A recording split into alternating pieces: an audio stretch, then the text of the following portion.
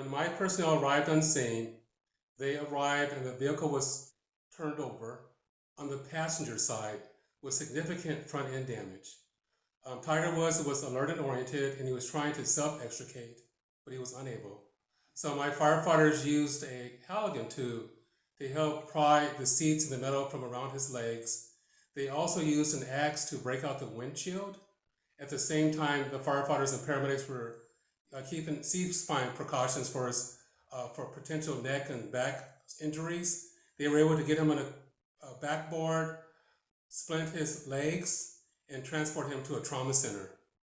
The reason we took him to a trauma center is because the mechanism of the injury, it was a turned over vehicle with significant injuries, and that requires a trauma center transportation.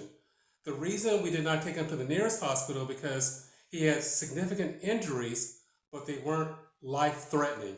If they were life-threatening, for example, if we were unable to control his airway, as an example, then we would have taken him to the nearest hospital. A deputy sheriff from the Los Angeles County Sheriff Department arrived on scene first, and he spoke to Mr. Woods, and he identified himself as Tiger. But then it was also brought to my attention that once my responders arrived on scene, because as we know, Tiger Woods is a very famous golf player, they recognized him immediately. Yeah, actually, you're right about the jaws of life. We had that set aside as part of our cadre of potential tools to utilize, but it wasn't necessary. We're able to break the windshield open with an axe and use the halogen tool to pry the car open and extricate his legs.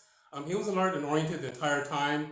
I don't have the details in relation to the type of dialogue that he was having with my personnel, but he was aware of his surroundings. Initially, like I indicated before, they were really concerned about potential spinal cord injury, so they put him on a backboard, and they carefully removed him through the windshield to make sure that we didn't compromise his neck or his back.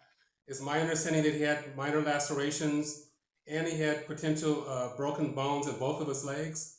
He was transported to the trauma center where there was an emergency operations conducted by the physicians.